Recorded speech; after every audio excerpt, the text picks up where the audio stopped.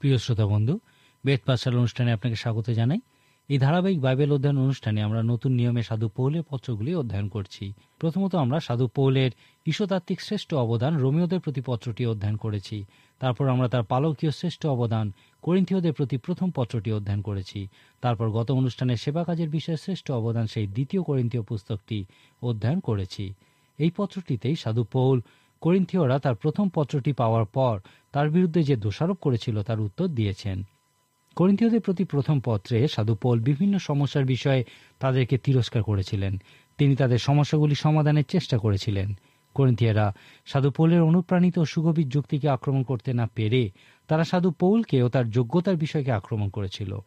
সাধু পৌল প্রেরিত বা শিষ্যরূপে তার যোগ্যতার উপর সন্দেহের বিষয়ে উত্তর রূপে আমাদেরকে সেবাকাজ ও সেবাকারীর যোগ্যতার বিষয়ে শ্রেষ্ঠ কিছু বিষয় দিয়েছেন। আশা করি এই দ্বিতীয় করিন্থীয় পত্রটিতে নিশ্চয়ই লক্ষ্য করেছেন সাধু পৌল সেবাকারীর কাজ এবং প্রশিক্ষণ, বিশ্বাস এবং বিজয়, রূপান্তর এবং স্বচ্ছতা, সম্পদ ও পরীক্ষা, সবলতা এবং কোমলতা, আর সবশেষে সেবাকারীর শ্রেষ্ঠতার বিষয়ে কি বলেছেন। এই বিষয়গুলির মধ্যে দিয়েই সাধু পৌল সেবাকাজের বিষয়ে চমৎকার সুগভীর অনুপ্রাণিত সত্যের বিষয় বলেছেন। দ্বিতীয় করিন্থীয় 8 ও 9 অধ্যায় দুইটি বাইবেলে গোমাস্তা বা দেওয়ান বিষয়ক সব থেকে মহান অধ্যায়। সাধু পৌল ফিলিপি থেকে করিন্থীয়দেরকে এই পত্র লিখেছিলেন। ফিলিপি ছিল তার পছন্দের জায়গা, কারণ এই ফিলিপি মণ্ডলী সাধু পৌলকে সেবা কাজ করার জন্য সব থেকে বেশি সাহায্য করত। দ্বিতীয় করিন্থীয় 8 ও 9 অধ্যায়ে সাধু পৌল ফিলিপীয় মণ্ডলীর দান করার বিষয়টি তুলে ধরেছেন যেন করিন্থীয় মণ্ডলী শিক্ষা লাভ করে। এইভাবেই সাধু পৌল জেরুজালেমে কষ্টপ্রাপ্ত সাধুদের জন্য করিন্থীয়দেরকে ভালোবাসার দান দেওয়ার জন্য উৎসাহিত করেছিলেন। এই দুইটি মহান অধ্যায় লক্ষ্য করুন সাধু পৌল দান করার জন্য ফিলিপীয়দের ক্ষমতা এবং উদারতার বিষয়ে কি বলেছেন। এছাড়াও তাদের দান করার গুণগত মান এবং বিশেষ করে লক্ষ্য করুন তাদের দান করার সততার বিষয়ে সাধু পৌল কি বলছেন। দেওয়ান বিষয় এবং অর্থের বিষয়ে সাধু পৌলের সাধুতার বিষয়ে লক্ষ্য করুন। আজকের দিনে মণ্ডলীর জন্য এখানে মহান উপদেশ দেখতে পাই। সাধু পৌল এই দানের বিষয়ে বলেছেন, এই দানের বিষয়ে আমি যে কোনো ধরনের সমালোচনা এড়িয়ে যেতে চাই। আমি ঈশ্বরের দৃষ্টিতে ও মনুষ্যদের সাক্ষাতে সঠিক থাকতে চাই। লক্ষ্য করুন সাধু পৌল এই দান কিভাবে ব্যবহার করা হচ্ছে তা দেখার জন্য মণ্ডলী থেকে 2-1 জনকে নিয়োগ করার নির্দেশ দিয়েছিলেন। ইহাকেই বলা হয় প্রকৃত হিসাব দেওয়ার দায়িত্ববোধ।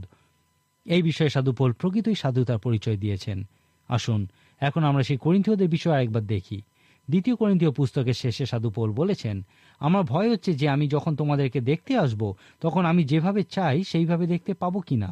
আমার ভয় হচ্ছে যে সেখানে হয়তো ঝগড়া, হিংসা, ক্রোধের বহিঃপ্রকাশ, দলাদলি, দোষারোপ, গুজব, উগ্রতা এবং বিশৃঙ্খলা দেখতে পাবো। আমার ভয় হচ্ছে যে আমাকে হয়তো অনেকের জন্য দুঃখ প্রকাশ করতে হবে যারা অনৈতিক, শারীরিক সম্পর্কজনিত পাপ এবং লাম্পট্যের মধ্যে নিজেকে ডুবিয়ে রেখেছে। করিন্থের প্রথম মণ্ডলী এইরকমই ছিল। সাধু পৌল চেয়েছিলেন যেন আপল্লো করিন্থে যান, কিন্তু আপল্লো কখনোই চিন্তা করেননি যে ইহা ঈশ্বরের ইচ্ছা। সম্ভবত কেউই সেই সময় করিন্থেয় মণ্ডলীতে যেতে চাইত না। সাধু পৌল এই মহান উক্তির মধ্যে দিয়ে শেষ করেছিলেন যে আপনাদের পরীক্ষা করিয়া দেখো তোমরা বিশ্বাসে আসো কিনা, প্রমাণার্থে আপনাদেরই পরীক্ষা করো। অথবা তোমরা কি আপনাদের সম্বন্ধে জানো না যে যীশু খ্রিস্ট তোমাদিগতে আছেন? অবশ্যই তোমরা যদি অপ্রামাণিক বা সম্পূর্ণ পাপাসক্ত না হও। ইহা প্রকৃতই শক্ত কথা, কিন্তু ইহা বলা ছাড়া সাধু পৌলের আর উপায় ছিল না। করিন্থীয় মণ্ডলী এইরকমই ছিল, কিন্তু আমরা ঈশ্বরের ধন্যবাদ দিই যে তাদের কারণে আমরা এমন সুন্দর 2টি অনুপ্রাণিত পত্র পেয়েছি। এখন আমরা সাধু পৌলের আরেকটি পত্র গালাতীয়দের প্রতি পত্রটি অধ্যয়ন শুরু করতে চলেছি। গালাতীয়দের প্রতি লেখা এই পত্রটি সাধু পৌলের আরেকটি ভিন্ন ধরনের পত্র। অনেক মানুষই সমগ্র বাইবেলে সাধু পৌলের পত্রগুলিকে অধিক পছন্দ করেন, কারণ সাধু পৌলের যুক্তি প্রণালী খুবই সুগভীর এবং ব্যবহারিক। সাধু পৌল বিভিন্ন ধরনের পত্র লিখেছেন। আমরা দেখেছি পালকীয় শ্রেষ্ঠ অবদান, আমরা দেখেছি সেবা কাজ এবং দেওয়ানি পদ বিষয়ক শ্রেষ্ঠ অবদান, আমরা দেখেছি ঈশ্বরতাত্ত্বিক শ্রেষ্ঠ অবদান। আর এখন আমরা একটু ভিন্ন ধরনের পত্র দেখব, যাকে আমরা বলতে পারি সাধু পৌলের আবেগজনিত পত্র। সাধু পৌল গালাতীয়দেরকে ক্রোধের সঙ্গে এই পত্র লিখেছিলেন। আমরা এই ক্রোধকে বলতে পারি ধার্মিক ঘৃণা মিশ্রিত ক্রোধ। কিন্তু সাধু পৌল খুবই মনমরা এবং আবেগপ্রবণ হয়ে পত্রটি লিখেছিলেন। এই পত্রটির প্রথম দিকের পদগুলি ফিলিপীয় বা করিন্থীয়দের প্রতি লেখা পত্রগুলির থেকে একটু ভিন্ন। করিন্থীয়দের প্রতি পত্রে তিনি পবিত্র সুসমাচারে প্রেম, সহভাগিতা এবং অংশীদারিত্বের যে ভাষা ব্যবহার করা হয়েছে তা ব্যবহার করেছেন। তিনি তাদেরকে সাধু বলেছেন। কিন্তু গালাতীয়দের প্রতি পত্রে ইহা সত্য নয়। গালাতীয়দের প্রতি পত্র তিনি কোনো প্রেমের ভাষা দিয়ে শুরু করেননি। এখানে সহভাগিতা বা অংশীদারিত্ব বিষয়ে কোনো কিছুও তিনি বলেননি। সাধু পৌল প্রায়শই মণ্ডলীর সমস্যার বিষয়ে উল্লেখ করেছেন।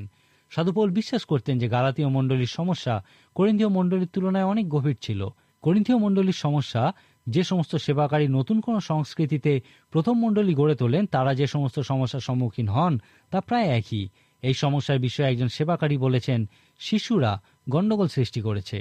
সাধু পৌলের এই পত্র থেকে আপনি নিজেই দেখতে পারেন যে গালাতীয় মণ্ডলীতে প্রকৃত কি ঘটেছিল। সাধু পৌল সেখানে সমস্ত জায়গায় সুসমাচার প্রচার করেছিলেন যে যীশু খ্রিস্ট তাঁর ক্রুশীয় মৃত্যুর মধ্যে দিয়ে ঈশ্বরের পরিত্রাণ আমাদের কাছে পৌঁছে দিয়েছেন।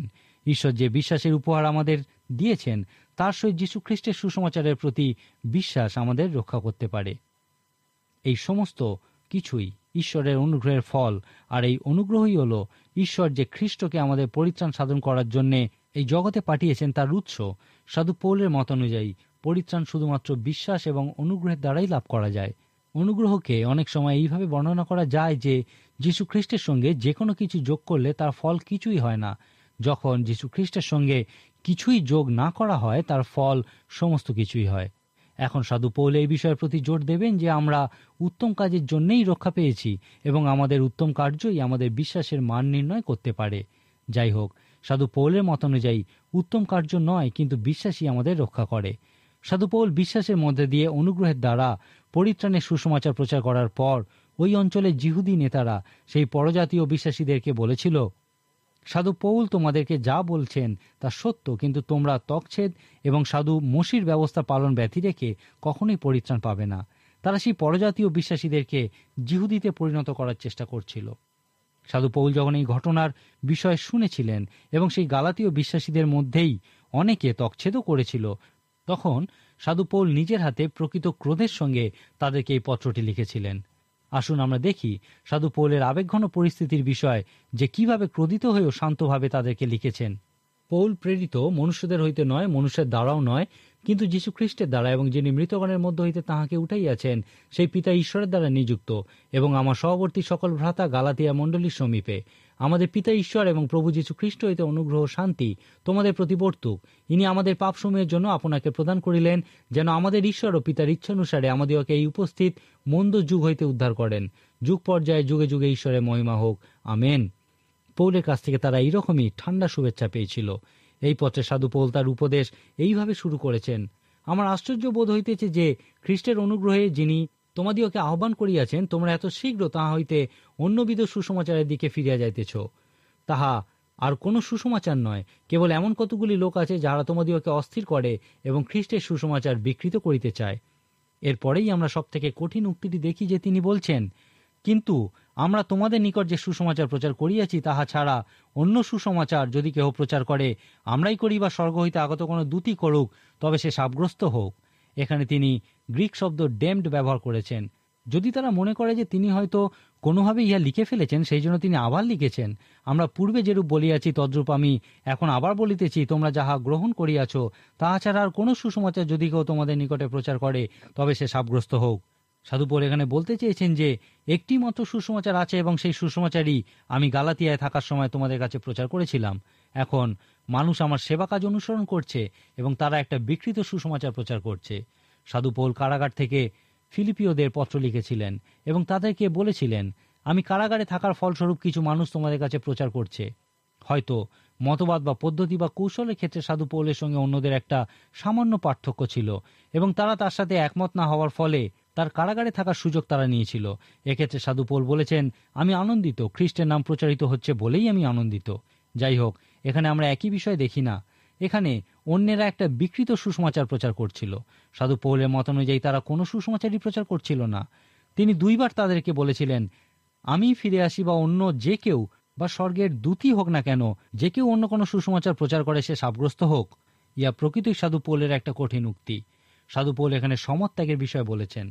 প্রেরিত 13 অধ্যায় সাধু পৌলের প্রথম প্রচার থেকে আমরা দেখি যে তিনি ইব্রীয় ইতিহাস খুব ভালোভাবে জানতেন। পুরাতন নিয়ম অধ্যয়নের সময় আমরা দেখেছি যে ইব্রীয় ইতিহাস যারাই জানতো তারাই সমত্যাগের বিষয়কে ভয়ঙ্কর পাপরূপে গণ্য করত। এই সমত্যাগ কথাটির অর্থ হলো কোনো কিছু থেকে দূরে সরে দাঁড়ানো। যিশু পুস্তকের শেষে দেখি যে ইসরায়েল সন্তানগণ একটা সিদ্ধান্ত নিয়েছিল। তারা বলেছিল ঈশ্বরই সর্বপ্রথম এবং তারা তাঁরই সেবা করবে। তারপর বিচার কর্তৃকগণ পুস্তকে আমরা দেখি তারা 7 বার সেই যে সিদ্ধান্ত নিয়েছিল তা থেকে সরে এসেছে, সমাজ ত্যাগ করেছে এবং তাদের এই সমাজ ত্যাগের কারণে তাদেরকে ভয়ঙ্কর ফল ভোগ করতে হয়েছিল। সাধু পৌল এই সমাজ ত্যাগকে আত্মিক ক্যান্সার রূপে বর্ণনা করেছেন। সেই জন্যই সাধু পৌল এই পত্রে এই বিকৃত সুসমাচারকে প্রকৃত সুসমাচারের সাহায্যে আক্রমণ করেছেন। এখানেই সাধু পৌল আমাদেরকে তার জীবনের বিষয়ে কিছু তথ্য দিয়েছেন। গালাতীয় প্রথম অধ্যায় 11-12 পদে তিনি বলেছেন, কেননা হে ভাতৃগণ, আমার দ্বারা যে সুসমাচার প্রচারিত হইয়াছে তাহার বিষয়ে তোমাদিওকে জানাইতেছি যে তাহা মানুষের মতানুযায়ী নয়, কেননা আমি মানুষের কাছে তাহা গ্রহণও করি নাই এবং শিক্ষাও পাই নাই, কিন্তু যীশু খ্রিস্টের প্রত্যাদেশ দ্বারা পাইয়াছি। তারপর তিনি বলেছেন, কিন্তু যিনি আমাকে আমার মাতার গর্ভ হইতে পৃথক করিয়াছেন এবং আপন অনুগ্রহ দ্বারা আহ্বান করিয়াছেন, তিনি যখন আপন পুত্রকে আমাতে প্রকাশ করিবা সুবাসনা করিলেন, যেন আমি পরজাতিগণের কাছে তাহার বিষয়ে সুসমাচার প্রচার করি, তখন আমি ক্ষণমাত্র রক্তমাংসের সহিত পরামর্শ করিলাম না। অন্য কথায় তিনি কোনো মানুষের সঙ্গে আলোচনা করেননি। তিনি বলেছেন, এবং জেরুজালেমে আমার পূর্ববর্তী প্রেরিতগণের কাছে গেলাম না, কিন্তু আরব দেশে চলিয়া গেলাম, পরে দম্মেশকে ফিরিয়া আসিলাম। এখন আমরা জানি না যে কতদিন পর তিনি আরব দেশ থেকে দম্মেশকে ফিরে এসেছিলেন। যাই হোক, দম্মেশকের পথে তার অভিজ্ঞতার পর সাধু পৌল প্রথমে আরব দেশে গেছিলেন এবং পরে দম্মেশকে ফিরে এসেছিলেন। এর পরের পদেই সাধু পৌল বলেছেন যে এর 3 বছর পর তিনি জেরুজালেমে গেছিলেন। কিছু পণ্ডিত ব্যক্তি বিশ্বাস করেন যে সাধু পৌল এই 3 বছর আরব দেশে ছিলেন। যদি ইহা সত্যি হয়, তার অর্থ সেই শিষ্যদের মতোই যারা এই পৃথিবীতে খ্রিস্টের সঙ্গে 3 বছর ছিলেন, সাধু পৌলও সেই আরব দেশের মরুপ্রান্তরে পুনরুত্থিত খ্রিস্টের সঙ্গে 3 বছর ছিলেন। যাই হোক, 18 পদে সাধু পৌল বলেছেন যে তিনি জেরুজালেমে গেছিলেন এবং পিতরের কাছে 15 দিন ছিলেন এবং সেখানে প্রভুর ভাই জাকবকে ছাড়া তিনি আর কোনো শিষ্যকে দেখেননি। এখন ইহা খুবই আকর্ষণীয় যে সাধু পৌল জেরুজালেমে সেই 2 জনের সঙ্গে দেখা করতে চেয়েছিলেন যাদেরকে পুনরুত্থানের পর যীশু খ্রিস্ট ব্যক্তিগতভাবে দেখা দিয়েছিলেন। প্রথম করিন্থীয় 15 অধ্যায়ে সাধু পৌল বলেছেন, যীশু খ্রিস্ট তার নিজের ভাই জাকব এবং পিতরকে দেখা দিয়েছিলেন। এই জাকব বিশ্বাসী ছিলেন না, কিন্তু যীশু খ্রিস্ট দেখা দেওয়ার পরই তিনি সম্ভবত বিশ্বাসীতে পরিণত হয়েছিলেন। সাধু পৌল এই 2 জনের সঙ্গে বিভিন্ন বিষয়ে মিলিয়ে নিয়েছিলেন। গালাতীয় 2 অধ্যায় 1 পদে তিনি বলেছেন তিনি 14 বছর পর জেরুজালেমে গেছিলেন। এখন ভেবে দেখুন, সাধু পৌল কি একজন মিথ্যাবাদী ছিলেন, না তিনি সমস্ত প্রেরিতগণের মধ্যে মহান ছিলেন? গালাতীয় 1 অধ্যায় 20 পদে সাধু পৌল বলেছেন, এই যে সকল কথা তোমাদিওকে লিখিতেছি, দেখো ঈশ্বরের সাক্ষাতে কহিতেছি, আমি মিথ্যা বলিতেছি না। আমি আগেই বলেছিলাম যে সাধু পৌলের পরিবর্তনজনিত অভিজ্ঞতায় তিনি আমাদেরকে বিশেষ পছন্দের সুযোগ দেননি। আপনাকে এই সিদ্ধান্ত নিতে হবে যে সাধু পৌল হয় মিথ্যাবাদী, নয়তো তিনি নতুন নিয়মের মহান অলৌকিক বিষয়গুলির অন্যতম। যোহন লিখিত সুসমাচার অধ্যয়নের সময় আমি বলেছিলাম যে একজন বিখ্যাত ব্যক্তি বলেছিলেন যে যীশু খ্রিস্ট আমাদেরকে 3টি পছন্দের বিষয় দিয়েছেন, যে যীশু খ্রিস্ট একজন মিথ্যাবাদী, যীশু খ্রিস্ট একজন পাগল, অথবা যীশু খ্রিস্ট হলেন ঈশ্বর এবং আমরা তাঁকে অনুসরণ করব। সাধু পৌলের পত্রগুলি অধ্যয়ন করার আগে আপনাকে এই সিদ্ধান্ত নিতে হবে যে সাধু পৌলের সম্বন্ধে আপনি কি বিশ্বাস করেন। তিনি কি মিথ্যাবাদী, পাগল, অথবা তিনি যে সমস্ত সুগভীর সত্য তার পত্রগুলিতে দিয়েছেন সেই সমস্ত কিছু তিনি যীশু খ্রিস্টের কাছ থেকেই লাভ করেছেন? আপনাকে এই সিদ্ধান্ত অবশ্যই নিতে হবে। সাধু পৌলের এই সুগভীর পত্রগুলি অধ্যয়ন করার সময় যে কোনো বুদ্ধিমান মানুষ এই প্রশ্ন করবেন যে তিনি এই সমস্ত তথ্য কোথা থেকে পেয়েছিলেন। সাধু পৌল সেই সমস্ত প্রেরিতদের অন্যতম নন যারা যীশু খ্রিস্টের সঙ্গে 3 বছর শিক্ষা লাভ করেছিলেন। গালাতীয়দের প্রতিপত্রে তিনি বলেছেন যে জেরুজালেমে তিনি কোনো ঈশ্বরতাত্ত্বিক বিদ্যালয়ে পড়াশোনা করেননি। এই গালাতীয় পুস্তকের শুরুতেই তিনি আমাদেরকে ও তাদেরকে বলেছেন যে তিনি এই সমস্ত তথ্য কোথা থেকে পেয়েছেন। তিনি লিখেছেন, পৌল প্রেরিত মনুষ্যদের হইতে নয়, মনুষ্যের দ্বারাও নয়, কিন্তু যীশু খ্রিস্টের দ্বারা এবং যিনি মৃতগণের মধ্য হইতে তাহাকে উঠাইয়াছেন সেই পিতা ঈশ্বরের দ্বারা নিযুক্ত। তারপরই 11 পদে তিনি লিখেছেন, কেননা হে ভাতৃগণ, আমার দ্বারা যে সুসমাচার প্রচারিত হইয়াছে তাহার বিষয়ে তোমাদিওকে জানাইতেছি যে তাহা মানুষের মতানুযায়ী নয়, কেননা আমি মানুষের কাছে তাহা গ্রহণও করি নাই এবং শিক্ষাও পাই নাই, কিন্তু যীশু খ্রিস্টের প্রত্যাদেশ দ্বারা পাইয়াছি। এখন প্রায়শই প্রচারকেরা বলেন যে আমি মানুষের থেকে, মানুষের দ্বারাই পবিত্র সুসমাচারের সেবাকারী হয়েছি। মানুষের থেকে, কারণ মানুষের থেকেই প্রচার করার জন্য অভিষিক্ত হয়েছে। অন্য মানুষেরা তার মাথার উপরে হাত দিয়েছে এবং এই বিষয়টি স্বীকার করেছে যে ঈশ্বর তাকে সেবাকারী হওয়ার জন্য অভিষিক্ত করেছেন। কিন্তু সাধু পৌল যখন গালাতীয়দেরকে পত্র লিখেছিলেন, তিনি বলেছিলেন যে, আমি তোমাদের কাছে যা প্রচার করেছি তা কোনো মানুষের কাছ থেকে পাইনি এবং মানুষের দ্বারাও পাইনি। অর্থাৎ তিনি বলতে চেয়েছিলেন, তিনি যা প্রচার করেছেন তা তিনি কোনো মানুষের কাছ থেকে গ্রহণ করেননি এবং কোনো মানুষ তাকে এই বিষয়ে শিক্ষাও দেয়নি। তিনি বলেছেন যে তিনি কোনো মানুষের দ্বারা অভিষিক্ত হননি, কিন্তু যীশু খ্রিস্ট স্বয়ং তাকে অভিষিক্ত করেছিলেন। তিনি বলেছেন, যীশু খ্রিস্টই আমাকে প্রেরিত রূপে অভিষিক্ত করেছেন। গালাতীয় 2 অধ্যায়ে সাধু পৌল আমাদেরকে বলেছেন যে 14 বছর পর তিনি জেরুজালেমে গিয়েছিলেন এবং প্রেরিতগণের সঙ্গে মিলিত হয়েছিলেন। তিনি বলেছেন, প্রত্যাদেশ ক্রমে গমন করিলাম, অর্থাৎ পবিত্র আত্মাই তাকে জেরুজালেমে নিয়ে গেছিলেন। সেই প্রেরিতেরাও জানতেন যে সাধু পৌল আসছেন, কারণ পবিত্র আত্মা তাদেরকে এই বিষয়ে জানিয়েছিলেন। তারপর যখন তিনি প্রেরিতদের সঙ্গে মিলিত হয়েছিলেন, তিনি বলেছেন যে, যখন তাহারা আমাকে প্রদত্ত সেই অনুগ্রহ জ্ঞাত হইলেন, তখন যাকব, কৈফা ও যোহন, যাহারা স্তম্ভরূপে মান্য, আমাকেও বার্নবাকে সহভাগিতার দক্ষিণ হস্ত দিলেন, যেন আমরা পরজাতিগণের কাছে যাই আর তাহারা ছিন্ন ত্বকদের কাছে যান। ইহা খুবই আকর্ষণীয়। প্রথমত আমি এই প্রশ্নটি করতে চাই, সাধু পৌল কিভাবে সেই প্রেরিতদের কাছে প্রমাণ করেছিলেন যে তিনিও তাদের মতোই একজন প্রেরিত? যখন সাধু পৌল লিখেছেন যে, যাকব, পিতর ও যোহন, যখন তাহারা আমাকে প্রদত্ত সেই অনুগ্রহ জ্ঞাত হইলেন, তখন সাধু পৌল ইহার মধ্যে দিয়ে কি বলতে চেয়েছিলেন? সেই প্রেরিতেরা কি দেখে নিশ্চিত হয়েছিলেন যে তিনি তাদের মতোই যোগ্যতা সম্পন্ন প্রেরিত? অনুগ্রহ যখন আপনার জীবনে কাজ করে, তখন দিব্য মাধুর্য আপনার জীবনে প্রকাশ পায়। সেই প্রেরিতেরা নিশ্চয়ই সাধু পৌলের জীবনে পবিত্র আত্মার উপহার দেখেছিলেন। তারা নিশ্চয়ই সাধু পৌলের জীবনে সেই দিব্য মাধুর্যের স্পষ্ট প্রদর্শন দেখেছিলেন, যার অর্থ হল সাধু পৌলকে অনুগ্রহ দেওয়া হয়েছে এবং পবিত্র আত্মা তার মধ্যে এবং উপরে আছেন, যেমন তাদের মধ্যে ও উপরে পবিত্র আত্মা আছেন। সেই প্রেরিতদের মতোই সাধু পৌলও দাবি করেছিলেন যে তিনি 3 বছর খ্রিস্টের সঙ্গে ছিলেন এবং খ্রিস্টের সম্বন্ধে তারা উভয়েই অনেক কিছু জানতেন। সাধু পৌল নিশ্চয়ই যীশু খ্রিস্টের সম্বন্ধে সেই প্রেরিতদের কাছে অনেক কিছুই বলেছিলেন, যা খ্রিস্টের সঙ্গে থাকাকালীন তিনি শিখেছিলেন। যাই হোক, সাধু পৌল প্রমাণ করেছিলেন যে তিনি তাদের মতোই যোগ্যতা সম্পন্ন একজন প্রেরিত। এই কারণেই সেই প্রেরিতগণ তাকে ও বার্নবাকে তাদের সহভাগিতার দক্ষিণ হস্ত দিয়েছিলেন এবং অজিহুদি জাতিগণের কাছে পাঠিয়েছিলেন এবং নিজেরা জিহুদিদের কাছে প্রচার করার জন্য গেছিলেন। একজন বিখ্যাত প্রচারক বলেছিলেন, যদি আমি ওই জায়গায় থাকতাম আমি ওইভাবে কাজ করতাম না। লক্ষ্য করুন, সাধু পৌল একজন ধর্মগুরু ছিলেন। তিনি ফরিসীদের মধ্যে মহান ছিলেন। তিনি একজন মহান ধর্মগুরু গমলিয়েলের কাছে শিক্ষা করেছিলেন। জিহুদি রূপে তিনি সব থেকে উচ্চ ঈশ্বরতাত্ত্বিক শিক্ষা লাভ করেছিলেন। তিনি জিহুদি সমাজগৃহের সদস্য ছিলেন। সেই প্রচারক বলেছিলেন, আমি সাধু পৌলকেই জিহুদিদের কাছে পাঠাতাম।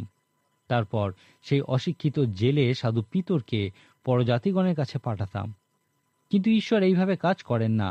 তিনি সেই ধর্মগুরু পণ্ডিত সাধু পৌলকে পরজাতির কাছে পাঠিয়েছিলেন এবং সেই অশিক্ষিত জেলে সাধু পিতরকে ধর্মগুরুদের কাছে পাঠিয়েছিলেন। প্রেরিত পুস্তকের 3 অধ্যায় সাধু পিতর ও সাধু যোহন যখন সমাজগৃহে কথা বলছিলেন, তখন সেখানে উপস্থিত লোকেরা যেভাবে তারা প্রকৃত সাহস ও জ্ঞানের দ্বারা তাদের প্রশ্নের উত্তর দিচ্ছিলেন, তা দেখে আশ্চর্য হয়ে যাচ্ছিলেন। তারা শুধুমাত্র একটা কথাই বলেছিল, এরা যিশুর সঙ্গে ছিলেন। ইহাকে শুধুমাত্র এইভাবেই তারা ব্যাখ্যা করতে পারত। এইভাবে ঈশ্বর কাজ করেন। 2 জন বিখ্যাত প্রচারক যারা খুবই উচ্চশিক্ষিত ছিলেন, তারা কয়লাখনির শ্রমিক, মাঠে যারা কাজ করে সেই সমস্ত অশিক্ষিত বা অল্প শিক্ষিত মানুষদের কাছে প্রচার করেছিলেন এবং প্রচুর মানুষ পরিবর্তিত হয়েছিল। আবার তার অনেক দিন পর আরেকজন বিখ্যাত প্রচারক, যার খুব একটা বেশি শিক্ষা ছিল না এবং যিনি একজন জুতো বিক্রেতা ছিলেন, ঈশ্বর তাকে খুবই উচ্চশিক্ষিত মানুষদের মধ্যে ব্যবহার করেছিলেন এবং তার প্রচার কাজের ফলে প্রচুর উচ্চশিক্ষিত উচ্চ বর্ণের মানুষ পরিবর্তিত হয়েছিল। হয়তো সেই প্রচারক যখন প্রচার শুরু করতেন, তখন সেই শিক্ষিত সম্প্রদায়ের মানুষ প্রথম দিকে তার প্রচার শুনে বিরক্ত বোধ করত, কিন্তু কিছু সময় পরে তারা মনে করত তারা নতুন কোনো প্রচার শুনছে এবং পরিবর্তিত হতো। আমার মনে হয় ঈশ্বর এই রকম কাজ করতেই বেশি ভালোবাসেন।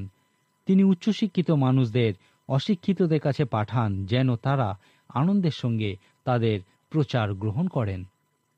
আবার সেই অল্প শিক্ষিত মানুষদেরকে সেই উচ্চশিক্ষিত মানুষদের কাছে পাঠান। আর এই কারণেই ঈশ্বর ধর্মগুরু সাধু পৌলকে অজিহুদীদের কাছে পাঠিয়েছিলেন এবং সেই অশিক্ষিত জেলে সাধু পিতর ও যোহন ও জাকবকে ধর্মগুরুদের কাছে পাঠিয়েছিলেন। গালাতীয় পুস্তকের প্রথম ও দ্বিতীয় অধ্যায়ে সাধু পৌল তাদেরকে এবং আমাদেরকে বলেছেন যে এইভাবে ঈশ্বর কাজ করতে পছন্দ করেন। এই দুইটি অধ্যায়ে সাধু পৌল সমত্যাগী বা বিকৃত সুসমাচার বিষয়ক সমস্যার বিষয়ে বলেছেন। সাধু পৌল এই বিকৃত সুসমাচারকে অন্য সুসমাচার বলেছেন। এই অন্য সুসমাচারের কোনো অস্তিত্ব নেই। শুধুমাত্র একটি সুসমাচার আছে যা সাধু পৌল যখন গালাতিয়ায় ছিলেন তখন তাদের কাছে প্রচার করেছিলেন।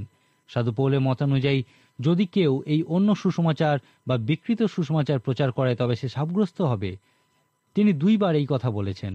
তারপর সেই বিকৃত সুসমাচারের বিপক্ষে সাধু পৌল বলেছেন, আমি যে সুসমাচার প্রচার করি তা আমি কোনো মানুষের কাছ থেকে পাইনি, কোনো মানুষ তা আমাকে শিক্ষা দেয়নি, কিন্তু যীশু খ্রিস্টই আমাকে আরব দেশে এই বিষয়ে সরাসরি শিক্ষা দিয়েছেন। সেই জন্যই আমি বলি, যে সুসমাচার আমি প্রচার করি সেটাই হলো প্রকৃত সত্য ও সম্পূর্ণ সুসমাচার। আমি আগেই বলেছি যে গালাতীয়দের প্রতি এই পত্রটি শুধুমাত্র সাধু পৌল তার নিজের হাতে লিখেছিলেন। অন্যান্য পত্রগুলির ক্ষেত্রে তাকে অন্য একজন সাহায্য করেছিলেন, আর ইহার প্রয়োজনীয়তা ছিল কারণ তিনি চোখে ভালো দেখতে পেতেন না। তিনি তার মাংসে কাঁটার যে বিষয় উল্লেখ করেছেন তা সম্ভবত তার এই খুবই ক্ষীণ দৃষ্টিশক্তি ছিল। এই পত্রে সাধু পৌল বলেছেন যে তিনি নিজের হাতে এই পত্রটি লিখেছিলেন। তিনি এতটাই মনক্ষুণ্ণ হয়েছিলেন যে তার সাহায্যকারী আসা পর্যন্ত তিনি অপেক্ষা করতে পারেননি। শেষ অধ্যায়ে সাধু পৌল বলেছেন তিনি সম্ভবত তার ক্ষীণ দৃষ্টিশক্তির জন্যে খুবই বড় বড় অক্ষরে এই পত্র লিখেছিলেন। এখনো পর্যন্ত এই পত্রের বিষয়ে আমি শুধু ভূমিকাই আলোচনা করেছি। গালাতীয় পত্রের উপদেশ রোমীয় পুস্তকের উপদেশের সঙ্গে অনেকটাই মিলে যায়। সাধু পৌল খুবই আবেগের সঙ্গে এই পত্রটি লিখেছিলেন। তার এই গভীর আবেগ ও উদ্বেগের কারণ ছিল যে তিনি অনুগ্রহের যে সুসমাচার প্রচার করেছিলেন সেই সুসমাচারকে বিকৃত করা হচ্ছিল। একটা বিষয় মনে রাখবেন যে এই পত্রগুলি কবে লেখা হয়েছিল সেই ভিত্তিতে এগুলিকে পবিত্র শাস্ত্রে পরপর রাখা হয়নি। এগুলির মূল বক্তব্য অনুযায়ী এগুলিকে পবিত্র শাস্ত্রে পরপর রাখা হয়েছে। পণ্ডিতেরা এই বিষয়ে একমত নন যে এই পত্রটি ঠিক কোন জায়গা থেকে সাধু পৌল লিখেছিলেন, কিন্তু তিনি তার তৃতীয় সুসমাচার প্রচার যাত্রায় এই পত্রটি লিখেছিলেন। কেউ কেউ বলেন তিনি ফিলিপি থেকে লিখেছেন, কেউ কেউ বলেন ইফিস থেকে, আবার কেউ কেউ বলেন কোরিন্থ থেকে তিনি লিখেছিলেন।